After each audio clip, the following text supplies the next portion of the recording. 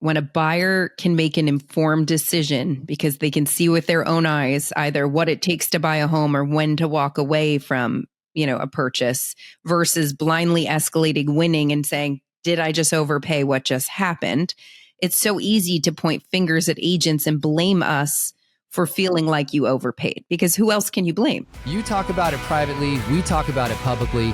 This is the Real Estate Insiders Unfiltered podcast. Welcome again to the Real Estate Insiders Unfiltered podcast. I'm your host, James Dwiggins, along with my co-host, Crazy Mr. Robinson. Whoa, you switched it up. I know. You didn't call me Crazy Uncle Keith. Nah, I was with Robinson this time. So, all right, cool. Talk to me, my friend. Talk to us about Jocelyn Vas, the Senior Vice President of Enterprise Sales at Final Offer, which is a really cool platform. So talk to us about that a little bit. Yeah. Not only did we go in True Crime Podcast and talk about the Idaho Massacre, which was interesting, but we also talked about the power of transparency, how auction-like platforms and what their future could be in real estate, and how with a lot of these changes that are coming at us into the industry, this transparency note is going to continue to be hit again and again and again and become more and more important in how we're thinking about and approaching our business. And as someone who's part of a team building a tool that creates it, she had a lot of good insights that I think could help someone who's trying to think about because this transparency word gets thrown around so much, how to think about that as an application for your business and the tools that you're using. It was a really thoughtful It's pretty cool. It's definitely some insightful stuff. So you're all going to love it. Tune in. Yeah, put it in your ears, kids. Jocelyn, welcome to the podcast. We are super excited to have you here. I feel like I just saw you. Like we were at a conference like 2 weeks ago. Sure were. Somewhere, yeah. Or we'll probably be crossing paths again somewhere else. It seems like conference season is in full effect upon us. We're excited to have you on the show because Keith and I talk a lot about transparency and the importance of that. We're going to have a lot of discussions around that, especially with the company you work for. But before we dive into all of these fun questions, let's give the viewers and listeners just a little bit about your background. So they have a little bit of context to who you are and your career path, where you are today, and then we'll do a few rapid fire questions and jump right into the discussion. Got it. Well, thanks for having me, guys. Of course.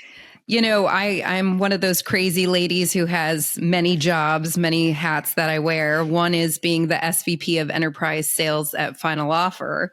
One is being a real estate agent for 16 years in DC, Maryland, Virginia, and now West Virginia. Okay. Yep. And then I am also a clinical mental health counselor. Whoa.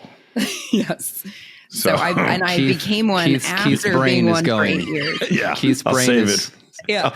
Everyone assumed that was the first job I had. It was actually the second job I had. So after being an agent, I became You're like, I know what I need help with. Yeah. I know what everyone needs help with. I got questions on that, but I'll ask him later. So first question, we'll do the rapid fire questions. First one we usually ask is favorite book or podcast lately, this year, in the last year, and why?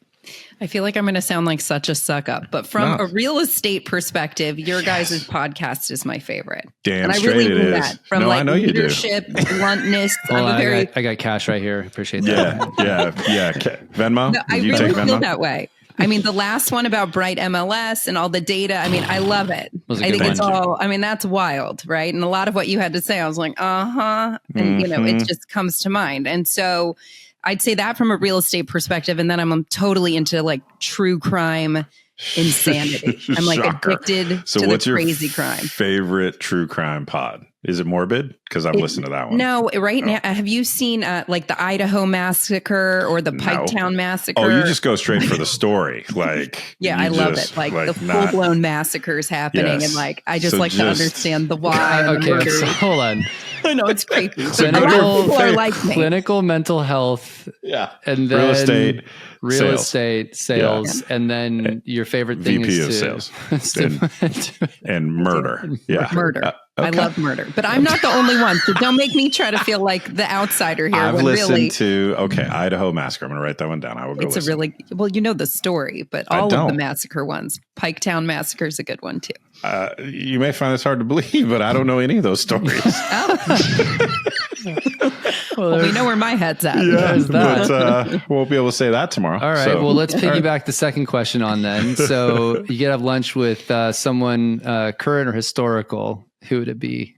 Mine's like kind of a sad one, but my dad, he passed away in 2016, and he was like my advisor on life for everything. And I think it would just be cool to be like, I have kids, I'm married, I have all these jobs. What do you think? What am I doing? What am I doing right? What am I doing wrong? What should I stop doing?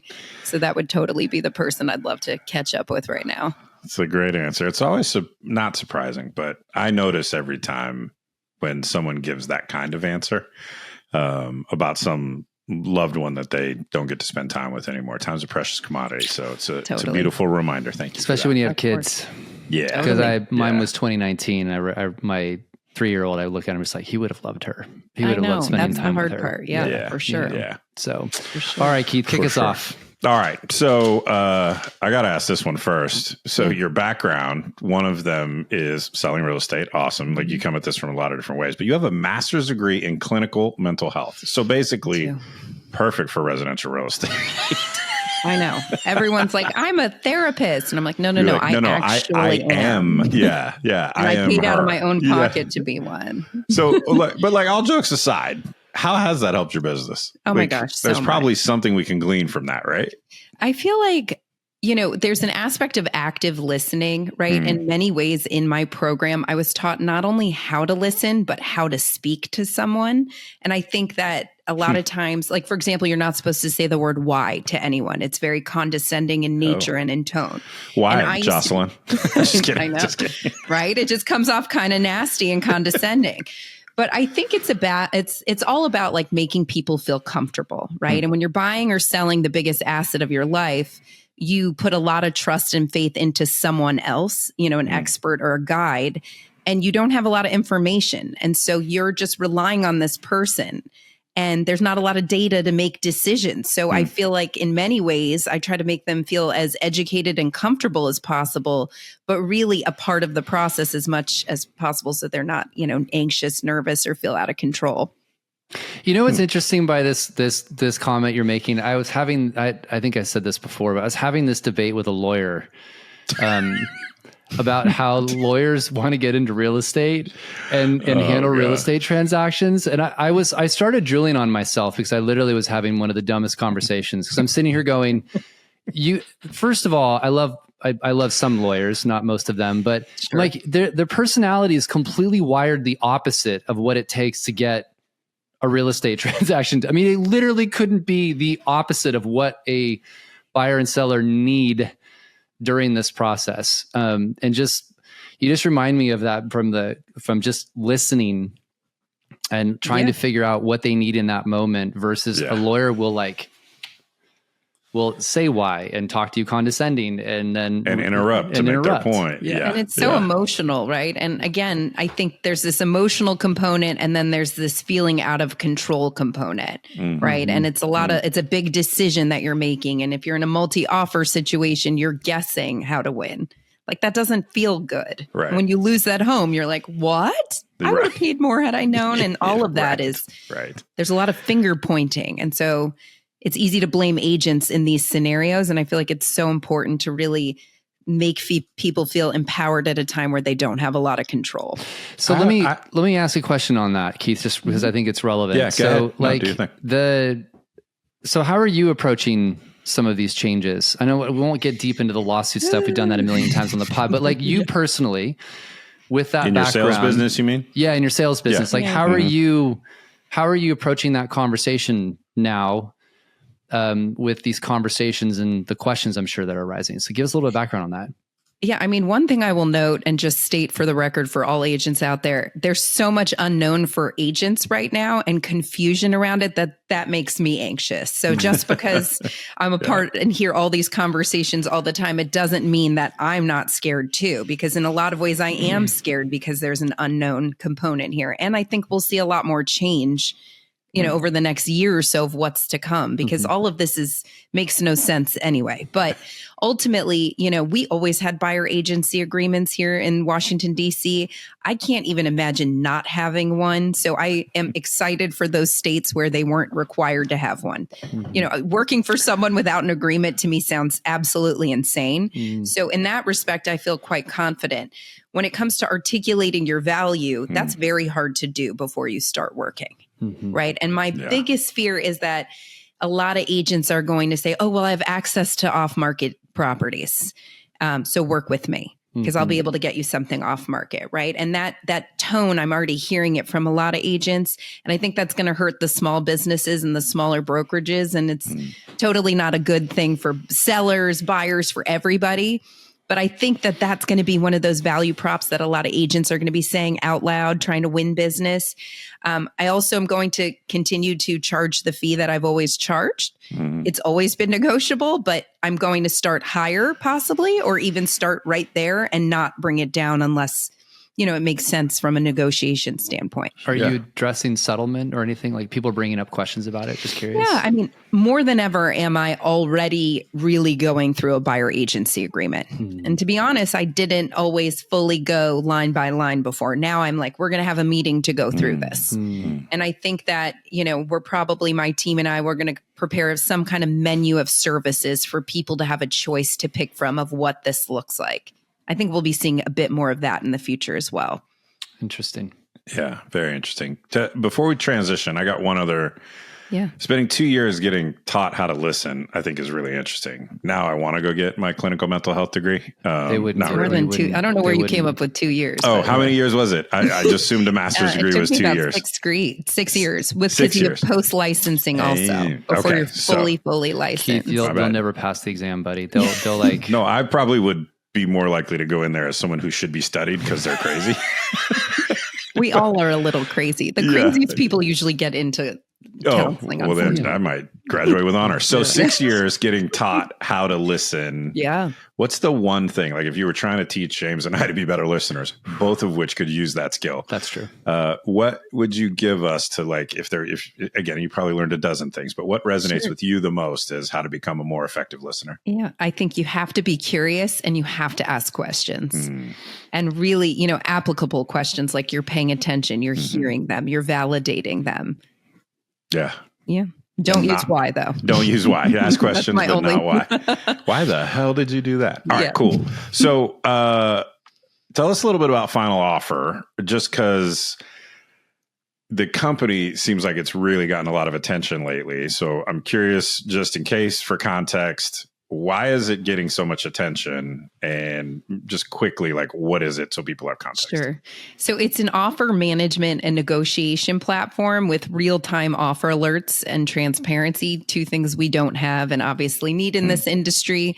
What's super cool is it's consumer facing. So anyone in the world can sign up and follow along in real time with what's going on with a property. You have to be an agent to list on the platform, and you have to be linked to an agent to make an offer. And so why is it take off? Yeah. Have you seen, it seemed like it was taken off to some degree before the settlement stuff, and then it's just gone parabolic since then. Is that accurate? Yeah. I think, obviously transparency is this like key word in every news story. It's all consumers are hearing about. Consumers don't see value in agents because they think that agents hoard information. And I think we were taught to hoard information, and that was our superpower. When I feel the opposite, I feel very much like the more information I can give you, the better, guider I can be in what this crazy transaction looks like. But I think in general, transparency across the board is needed. It's not just with compensation. I think it's, letting the participant be an active letting the consumer be an active participant when buying or selling, right? Like the Domino's pizza tracker, you see where your pizza's at, same concept, you see every offer that comes in real time. I mean, how does a seller know? It's also like, making sure it's on the open market, that everybody gets a chance to make an offer. you're leaving people on the table without just real-time offer alerts. And are the offers public? It's meaning every offer that's made, people are seeing what those offers are in the terms for clarity? Depends on how the agent decides to use the system. It could be that way, but it also might just be an alert that a financially qualified offer was made, but the price and terms won't be exposed unless the agent chooses to do so at a later time. Interesting. So at a minimum, you're let know there are, because it's the first question agents call, right? When they are thinking about writing an offer, they call the listing agent every time. And they say, how many offers, right? It's that, and what is your client looking for? Yeah. That's my go-to. Yeah, right. And so we disclose that on our site. The seller and the listing agent sit down and say, okay, what matters to you? We're going to tell the world so they can be strategic with their offer. So as an example, just so I'm fully framing this up, if what's most important to a seller is, I don't know, to get out as fast as possible, they're going to state that so that the buyer can shorten the time frame to close, as an example. Exactly. Yeah. And not only are they able to state it, they're able to put value on that term, whether negative or positive. Yep. So if you get out of the property in 10 to 15 days, I'll give you 15 grand in value to get out, to close quicker. Right. Or school's almost out if you wanted 2 weeks after school to finish the or school like a year, rent then back start or whatever, you can put value. And then the seller attributes a dollar value to it. Yep. The seller and the listing agent. And there's a lot of value in for buyers and their agents to understand, what does someone want, right? And how can I be strategic? So I'm sorry, you got my brain going. So was having another discussion with another lawyer today, because it seems like all I do anymore. Lucky. Sounds expensive. Well, fortunately, these are debates, so I'm not paying for them. Okay, good. The Department of Justice has an extraordinarily skewed, very, very bad view of steering. They don't understand, in my opinion, the definition of it. And the debate that I had this morning was that their opinion, I'm not saying the DOJ, the lawyer believes that the DOJ thinks if a seller is offering concessions or incentives, that it's also classified as steering. Sure. Which I think is a very weird perspective, because capitalism is based on incentives. I don't know, like buying a car, for example, or so I guess the question I was going towards, this is really transparent of a seller saying, this is what I'm willing to do. This is what I'm willing to offer. This is the value based upon that. Have you guys, has anybody on your side have any concerns about the DOJ's potential look at any of that? Just thinking out loud based upon how much transparency you're doing, which, by the way, I love, to be clear. Jocelyn's in sales. She has no worries about that. That's a different department. Some discussions. I'm just teasing. I'm just kidding. I'm an agent who's selling a product to agents that I believe in. It's really easy for me to do. Yeah. I don't know. I mean, to me, we're being more transparent than anything. And I feel like the DOJ taking away if the seller is willing to compensate or have a concession, if we want to call it a different name, whatever it may be, is foolish, because all I have are broker owners calling me being like, can we put the compensation on your site? We're just trying to find a way to get the compensation out there to consumers. It's just like, that's not going to last long once the DOJ finds out. And it's not like Final Offer's goal is to do that. But what we're doing is we're adding a term so buyer agents can, put their compensation into their offer when they make an offer on our platform. I think because we're being so transparent with the most important parts, that I don't know if the DOJ, hopefully you're not listening and going to come after us, but I don't think we're doing anything too crazy. They're listening, but beyond that, I actually want them to hear the fact that what you're trying to do is provide more transparency to the consumer, and I think that's a positive. In 2020, or slightly after, when NER and the DOJ went into their original settlement, NER put into place transparency on buy-side compensation, which wasn't there previously and was a request of the Department of Justice. And now, to be clear, buy-side compensation in the MLS then was displayed publicly. Now we're being asked to pull it back out, which is literally counter to what they originally requested. So that's why my question is, you're down this track of ultimate transparency. Yeah, full transparency. Yeah. But it seems to be what they want. Right. I just don't know if they understand what they want, because they don't really understand our industry. You mean they being The DOJ. I mean, to say to a seller, if I hear, some of the MLSs are adding a concession, tab. Field. Yep. Yeah, it's the same thing as compensation, right? And so, in my opinion, it's sort of just like, what are you guys trying to do here? Yeah. Everyone's just looking for a workaround. It's really chaotic right now. And for them to say, oh, we're not going to even allow a seller to pay a buyer agent's compensation, potentially, right? To me, that's none of their business how a seller chooses to sell their home. Mm-hmm. Yeah. No, I don't think it'll go that far. I don't either. Not. Yeah, Okay, I don't good. think it'll go that far. I I got a question. Oh, go ahead, James. No, please go. So I'm curious about the buyer and the seller in this new world that you're creating, this hyper transparent world. How do they I can see the positive feedback, right? Share with us a little bit of that. Has there been any negative feedback, or what are the sticking points? Or I always try to think about everything from the human being who buys and sells a house, right? Yeah. How does this make it better? And then how does it make it harder?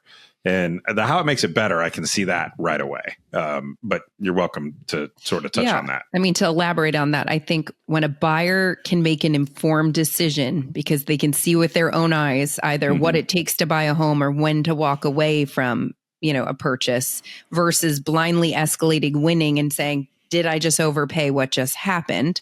It's so easy to point fingers at agents and blame us for feeling like you overpaid, because who else can you blame? They're the person that was guiding you who had no information either. And I wouldn't want to pay someone for playing a guessing game. I'm a competitive person. I perhaps in my life have overpaid at those charitable auctions for things because I have a couple, adult beverages and I want to win, right? Have you seen, I don't know about an increase, but does buyer's remorse happen? How do you guys tell me about that? Because psychology of the buyer, right? Well, I think that we haven't seen that. If anything, I think it does the opposite because, again, they're choosing to win. We have a buy it now option. So when someone's saying, okay, I'm willing to pay this premium to stop all competition and negotiations, but I know I'm choosing that versus what just happened. I won, and my agent Jocelyn's great at making me feel comfortable paying some number that she's guessing, and I just won. But was that the right thing to do? Right. So even with a seller, it's like you get one offer on the table, you expose it for, let's say, a day. No one makes a better offer. You got true market value.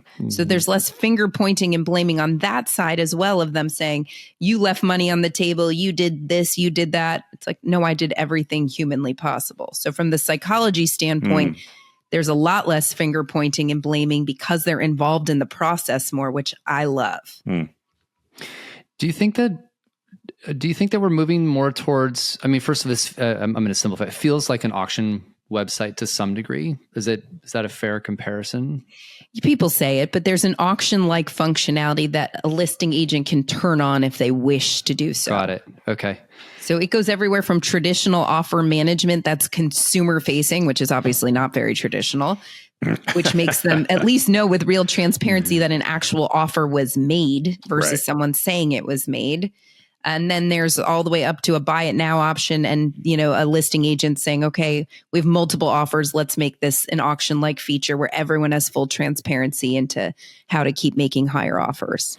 Are you feeling like this is going to be more, I guess it's kind of a two-tiered question. Number one is, you think this transparency is going to become more standardized, that it just needs to happen? I'm assuming the answer is yes on that. Then my follow-up is, do you think that the real estate industry is going to move more towards an auction-based system like Australia or other countries that are doing more of that? I think with Australia, it's a little complicated. They don't usually have buyer representation, and I'm a huge buyer agent proponent. I personally do 60% of my business is buyer agency. I work my butt off. I know plenty of buyer agents that do. I think that there are some, in some circumstances, it makes sense to have an auction-like functionality work, but not all, right? It depends on the seller, the market, and having that flexibility to know, does this make sense? Am I getting multiple offers? Yeah, then let's turn it on. If I have one offer on the table, no, I'm not going to do that. Or if I have a stale listing, it makes no sense. There's a big debate we're always having about what the future of the industry looks like. Keith and I I'll let Keith talk about it, but he's got this idea of what do you have at the bronze, the silver and gold, or whatever you're calling it. Yeah, I need to come up with something much better than that. But definitely, I mean, it works for the Olympics, but they've been around a long time. You mentioned it earlier. I believe very strongly in this sort of 3-tiered offering. Yeah. And one of those offerings should be radically above what we've ever done in the industry to take care of a client, right? So looking at things like, of course, all the things, showing property, rapid response, all the things we do to get into contract, all the things we do while we're in contract. But I built a house and then moved. It'll be 3 years ago in December. And I moved the week of Christmas. And it was this because I promised the kids that we would have Christmas in the new house. Moved in way before I should. House wasn't fully done. Didn't care. I was just heaving money at the problem, right? And that was we do for our kids. Yeah, that was the lens. But I ended up having this very different moving experience than I've ever had. Like I hired packers. I hired unpackers. I hired a professional organizer. I reached out to friends and scheduled the landscaping and the housekeeping and just like all these services that took what is normally one of the worst parts of the process for me and made it actually much better, right? And so to me, that would be the top tier service. That would be the Ritz-Carlton experience, right? Where I'm organizing as your real estate agent, all these other services and paying for them. And I'm going to margin that. So I'm going to add something to my commission to not only cover those costs, but to be a profit center for me. And I'll do that fully transparently. But it's sort of like I think we've proven human beings will pay for convenience. 100%. Right? Because I'm one of them. I get $35 cheeseburgers on DoorDash instead of $15 cheeseburgers on DoorDash if I drive my stupid ass to the restaurant, right? So we will pay for convenience. So why not have that be your top tier offering that just exceeds, like, it's just go to crazy town. Anything that anyone's ever considered or done, add that in as part of that offering and then margin that. Yeah. That makes you like a business operator, though. It's not just really being a real estate agent. You're really kind of managing the whole process. I want to transcend the transaction because I think the human being, the buyer thinks, well, once it closes, I don't think of you anymore, right? I should think of you in 7 to 10 years when I want to sell again. That's not what we want, right? If I can make that experience so radically different, then I've extended the half-life of that relationship much deeper into the ownership cycle of owning a home. Do you think that, kind of piggybacking off of what he's saying here, do you see this software or this product type eventually being embedded in the portals? I do see that. I mean, I think that everyone knows that the consumer wants to have a better experience, right? It's not just understanding the transparency behind the compensation they're paying a buyer, or if a seller will accept that or pay for that or whatever it may be. I think the entire process needs to be more transparent, from signing a buyer agency agreement and what that looks like and showing your value to the offer, the search. Right. I mean, there are sites right now and portals right now where consumers click request a tour and they're getting set up with someone who knows nothing about the property. That's a huge lack of transparency. That's frustrating to consumers, to making offers, negotiating offers, to getting to the closing line. So yes, I mean, we're coming out with more features to help agents grow their business that I'm really excited about, that I have a lot of involvement with. Just from agents calling me all the time saying, "Oh, can we do this? Can we do that?" And if it's a good idea, we do that. So I think you will be seeing a lot more cool stuff that we're coming out with soon. So you've raised a bunch of money from like 70 plus real estate agents as investors. I'm assuming more than that, but just in general. Yeah, we're at over 100 now. Okay. Yeah. Shout out to Gary Ashton. I'm assuming he's one of those. What up, Gary? Gary's amazing. He knows that. He's listening, by the way. I'm sure. So Hi, how has that shaped your growth? It's kind of relevant to what you just said. So agents are providing feedback. Yeah, go a little deeper on that. Because by the way, having a bunch of people in the industry on your cap table can be both pro and con, depending upon. Yeah. Totally. I mean, agents built this thing, and I get calls all the time of, this, even the littlest tweaks. And I'm like, that's a great idea. And I sit down with these smart techie dudes and I say, can we change this? And they're like, okay. Every week I meet with the tech dudes.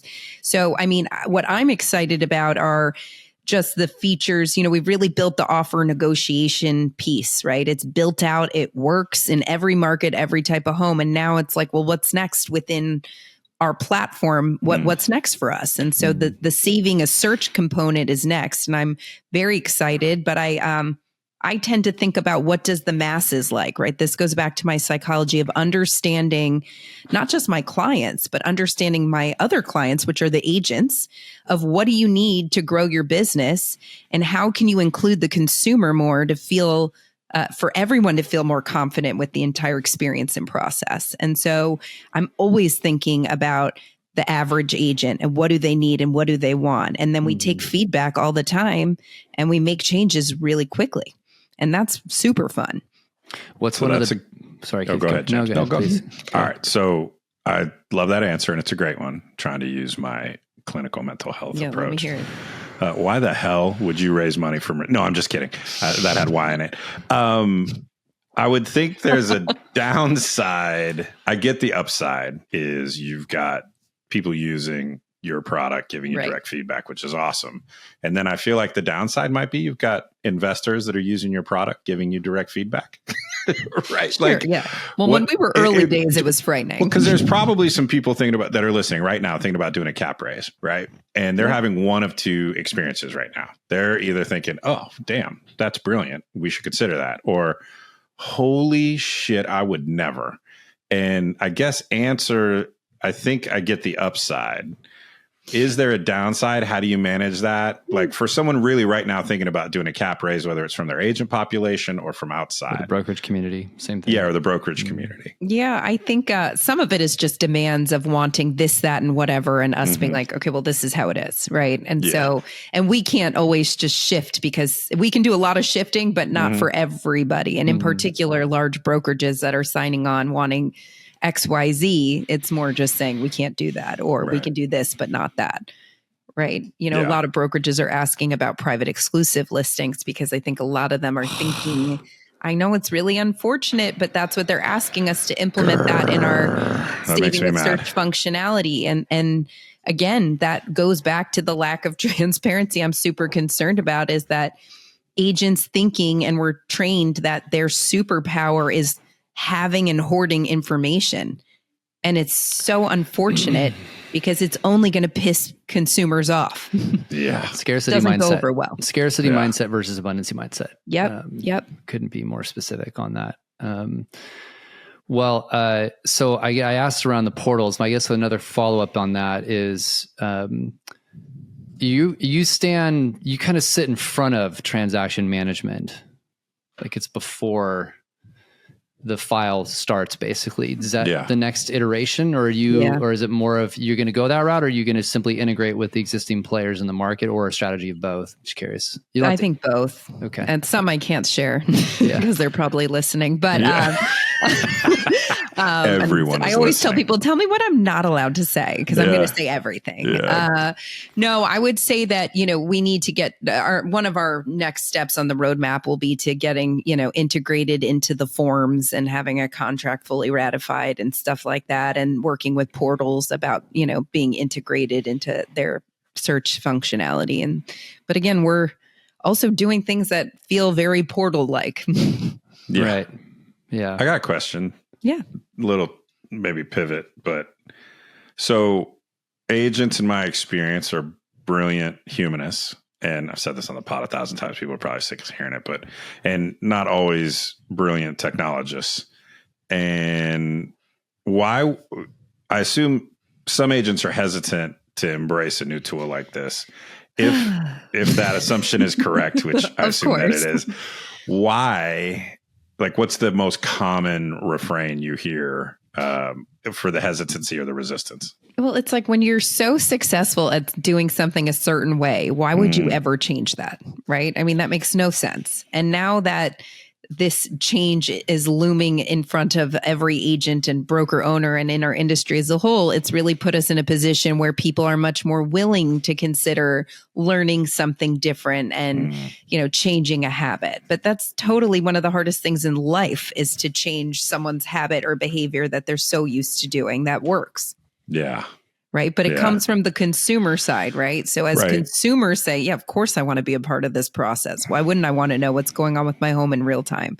Yeah. That's where I think you're going to start seeing agent behavior change even faster because they don't have a choice. Yeah, we're all resistant to change, and we're even more resistant when it feels like things are working. Right. Right. So I guess that makes sense. Do you see, have you done any studies yet? I'm just curious. Have you done any studies yet on the age of the average user, of not on the agent side, but on the buyer side? Just curious. Or on the buyer side. Of their system? Yeah, of your system. I do not know. We don't collect that type of data. Or even on the sell side for that matter, I'd be curious. So yeah, I mean, we've seen it seems like the older sellers seem to get it quicker than one would think. Mm-hmm. When it comes to agents, I would say we have a little town. I shouldn't say this out loud because then they're going to be like, are you calling me old? Unfiltered. You're okay. Yeah, go ahead. There's a little town in Massachusetts where the majority of agents that are using our platform are easily above 65 years old. Yeah. And I'm like, wow, people think, oh, this technology is only for the young people. They're the only ones that get it. No, these people get it and they see it and they've been in the industry for a while and they know to get ahead of what's coming. Well, I love what you guys are doing. I think it's really interesting.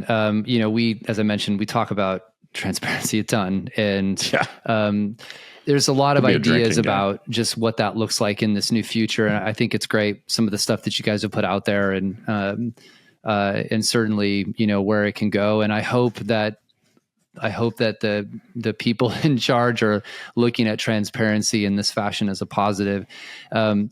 Keith's got a final question he always asks that, and I'm going to preface, he can't say final offer is the answer. Okay. So yeah, you can't, but we'll put a link in the show notes so people can find you. But if there were an agent, if you were an agent, which you are, I am. Yes. So what's the one thing you are implementing today to help your business? Keith, it goes back to what you were saying is some type of menu of services that I offer, right? Like a set menu for the list side and the buy side, which I never had for the listing side before, but now I will. Right. Now you're doing both, right? Yeah, I'm doing both now. And really a buyer agent presentation and education and really not treating it as a done deal just because people refer me business. And I'm like, okay, got it. You have to treat it like a client that you're fighting tooth and nail for. Yeah. What's cool about that, I don't know, like using the word cool in this instance is maybe not ideal considering it was brought upon by a class action lawsuit, but you are using this as an opportunity to level up both sides of your business, one of which has not been impacted by these changes, right? But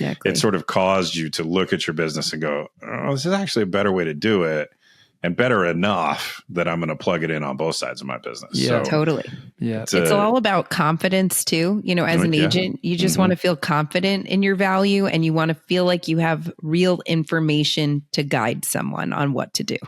And you can't do that without information. As basic as an offer was made on a property and you got an alert. Yeah.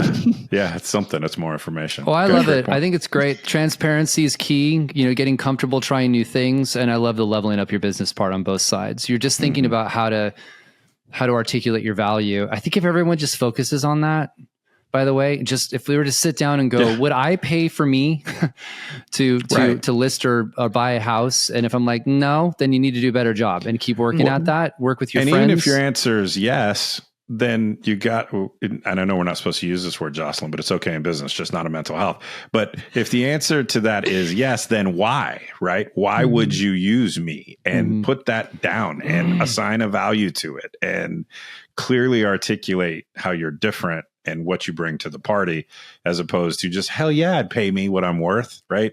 I see so many, I'm more a rant alert, but I see so many real estate professionals just saying, because I'm worth it, right? Or because I answer the phone, or because of my Rolodex. Yeah, my Rolodex. By the way, kids, a Rolodex used to sit on your desk. Anyway, it's where you get phone numbers. It's your contacts. Or my off-market listing. Yeah, like that.